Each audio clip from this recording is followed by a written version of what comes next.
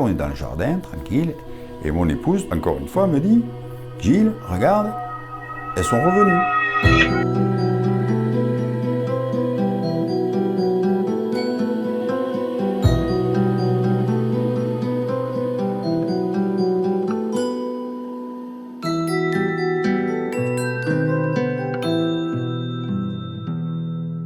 Nous sommes en 2013, au mois de mai, fin mai 2013. Il fait beau, nous sommes le soir, il fait très bon, il est à peu près 21h le soir. Et moi je suis en train de préparer une grillade, mon épouse est en train de s'affairer à ses plantes. Et à un moment donné, elle me dit « Gilles, viens voir, est-ce que c'est normal ces trucs-là dans le ciel ?» Je vais voir, et puis derrière la maison, je passe derrière la maison, et puis je tombe sur 3 boules orangées dans le ciel qui sont disposées comme un grand V. C'est-à-dire que j'en ai une qui est à gauche au-dessus de la cheminée du voisin, une qui est juste en face de moi, à peu près au-dessus d'un petit arbre, et une qui est un petit peu plus haut à droite, presque au-dessus de la cime d'un arbre aussi. Et ce sont 3 boules orangées, mais qui sont bien visibles parce qu'il n'y a pas d'étoiles. C'est presque le début du crépuscule, quoi, et totalement stable. Elle ne bouge pas. Et je dis à ma femme, effectivement, ça c'est pas normal. C'est pas des avions, ce ne sont pas des hélicoptères qui sont en vol stationnaire ou quoi que ce soit, sinon on entendrait du bruit. Et j'attends. J'attends de voir ce qui se passe.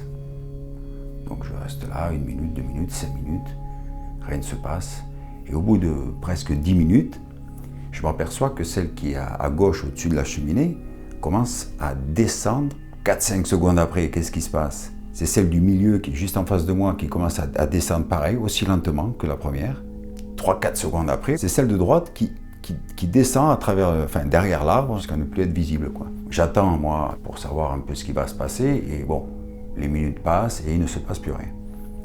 Bon, on revaque à nos occupations, on oublie, tout en discutant un petit peu le soir, se dire, tiens, c'était étrange, ces 3 boules, d'où ça vient, qu'est-ce que c'est? Et le lendemain, soir, pareil, on est dans le jardin, tranquille, et mon épouse, encore une fois, me dit, Gilles, regarde, elles sont revenues. Et effectivement, ces 3 boules sont là, exactement aux mêmes endroits qu'on les avait vues la veille. Même heure, même emplacement. Je dis à mon fils, va me chercher les jumelles qui sont sur le meuble là-bas. Et ce qui était assez étonnant, c'est que ce qu'on voyait aux jumelles, c'était plus une boule orangée, rouge, mais c'était plutôt un flash blanc, avec devant comme une rampe de lumière multicolore, qui flashaient les unes les autres comme ça à l'horizontale. C'est là où on se dit, c'est pas que des boules, c'est un objet, c'est un objet solide. C'est là où on pense de suite à un ovni. Je donne les jumelles à mon fils et je lui dis, regarde et dis-moi ce que tu vois. Il me dit, ça bouge, ça flash et tout. Je lui dis dans quel sens et comment elles sont. Il me dit, elles sont multicolores et elles sont à l'horizontale. Et derrière, il y a comme une grosse lumière blanche. Donc voilà, on a vu la même chose sans communiquer, sans que je dise ce que j'avais vu, j'aurais pu lui influencer, quoi que ce soit. Donc je dis, c'est bon, mais c'est exactement ce que j'ai vu. Et pareil, au bout de 10 minutes, même scénario, celle de gauche descend lentement, celle d'en face, pareil, descend, et celle de droite, pareil, à travers l'arbre, se descend comme ça. Et le lendemain soir, c'est moi qui décide d'aller voir derrière la maison pour voir si elles sont encore là. Et coup de chance, elles sont encore là.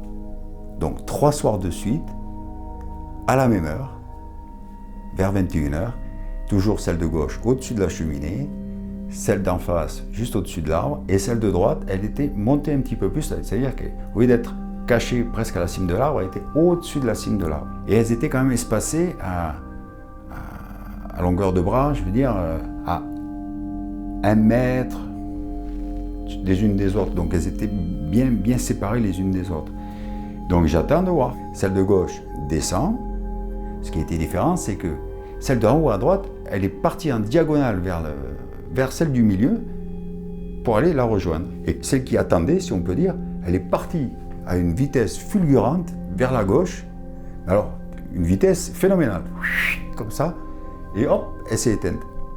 Et donc il est resté juste cette boule qui était arrivée d'en haut à droite, elle est restée, allez, on va dire 5-6 secondes, et elle est descendue tranquillement comme ça. J'y suis revenu le lendemain, et le surlendemain aussi. J'ai cherché, j'ai regardé, et plus rien, fini. J'ai rempli un rapport que j'ai adressé à l'organisme d'État qui suit ce genre de phénomène, qui est une branche du CNES, le GEPAN. Et donc, ils sont venus à ce moment-là chez moi et ils ont pris des mesures. Je n'ai pas eu de nouvelles pendant quelque temps, je les ai relancés. Ils m'ont dit, écoutez, on va revenir à une date anniversaire, le même jour, pour avoir la même luminosité, le même contexte. Et donc, ils ont repris des mesures, des machins, de ceci, de cela. Et quand je lui ai demandé s'il avait une idée de ce que j'avais vu, il m'a dit, écoutez, honnêtement, je me gratte encore la tête parce que je ne vois pas. Donc je pense que ça doit tomber dans les 5 ou 10% des non expliqués.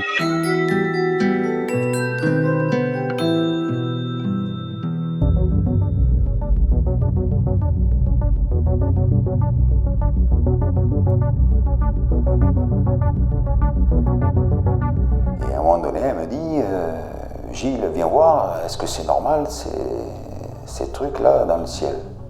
Bon, moi je quitte ce que je fais, je vais voir, et puis derrière la maison, je passe derrière la maison, et puis je tombe sur 3 boules orangées. Les boules lumineuses, c'est un phénomène qui est très commun, en fait. Pas banal, évidemment, pour le témoin, puisque le témoin, lui, il n'en voit jamais des boules lumineuses. Et c'est un phénomène qui est extraordinaire pour la plupart des témoins qui en observent. On a à peu près 55% des phénomènes observés qui sont, finalement, des boules lumineuses. Et totalement stable, elle ne bouge pas. Et je dis à ma femme, effectivement, ça c'est pas normal. On est dans ce qu'on appelle l'espace aéronautique, c'est-à-dire qu'on n'est pas tout à fait au niveau du sol, on n'est pas dans l'espace non plus. On est, entre guillemets, en train d'observer ce qui se passe au niveau des avions, ou au niveau à peu près d'une cinquantaine de mètres au-dessus du sol et au-delà. C'est pas des avions, ce ne sont pas des hélicoptères qui sont en vol stationnaire ou quoi qu'est-ce, sinon on entendrait du bruit. Je dis à mon fils, va me chercher les jumelles qui sont sur le meuble là-bas. Alors, il est naturel de vouloir prendre des jumelles pour observer un phénomène. Ce qu'il faut voir avec ces appareils, ce dont il faut se méfier toujours, ce sont les aberrations optiques qui peuvent être provoquées par ces appareils. Dès qu'il y a des lentilles ou des forts grossissements, ici en l'occurrence, je ne pense pas que ce soit ça. La paire de jumelles semblait effectivement correcte, elle avait, je crois, été vue dans le cadre de l'enquête. Un flash blanc avec devant comme une rampe de lumière multicolore. Les tailles angulaires, ce qu'on appelle les tailles angulaires, c'est les dimensions du phénomène observé dans le ciel, sont toutes petites. Et d'où effectivement le besoin ou la nécessité pour le témoin d'aller chercher une paire de jumelles pour mieux voir ce que c'était.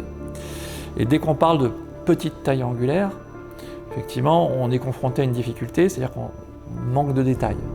Il est certain que ce qu'il a observé dans la paire de jumelles est totalement inexpliqué.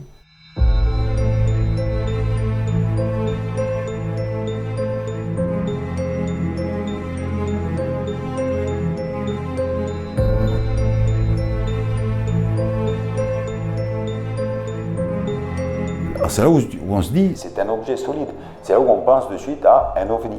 Le mot ovni a une signification particulière.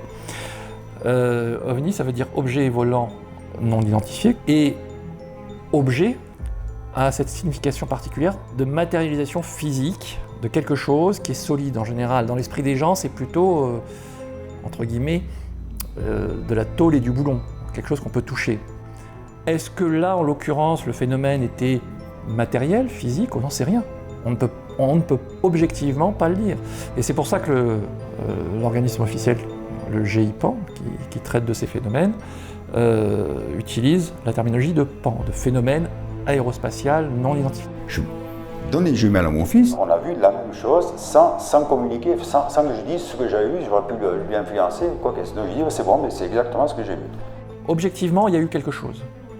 Il y a eu vraisemblablement un phénomène. Il y a eu 3 observateurs, ça c'est quand même quelque chose d'assez fort. Il aurait été intéressant d'avoir d'autres observateurs indépendants. Donc 3 soirs de suite, à la même heure. Une autre chose qui est assez surprenante dans un témoignage comme celui-ci, c'est qu'il se passe à Colomiers. Colomiers, c'est une grande ville de la Haute-Garonne, la deuxième ville après Toulouse. Ce témoignage se passe en pleine ville. Pourquoi on n'a pas eu d'autres témoignages? Donc elles étaient bien séparées les unes des autres. Et une constatation, c'est qu'on ne reçoit que très peu de témoignages par rapport à toutes les observations qui sont effectuées. Non seulement ils n'osent pas en parler de façon entre guillemets officielle et publique, mais même parfois à leurs proches ou leurs amis. On peut avoir parfois des dénis. Et donc même dans une grande ville comme Colomiers, il y a pu avoir d'autres témoins, mais tout simplement leurs témoignages ne sont pas remontés. J'y suis revenu le lendemain, et le surlendemain aussi. J'ai cherché, j'ai regardé, et plus rien, fini.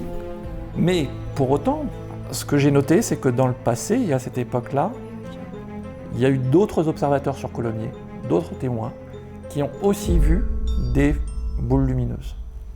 Et ça, c'est quelque chose, c'est vrai, d'assez surprenant.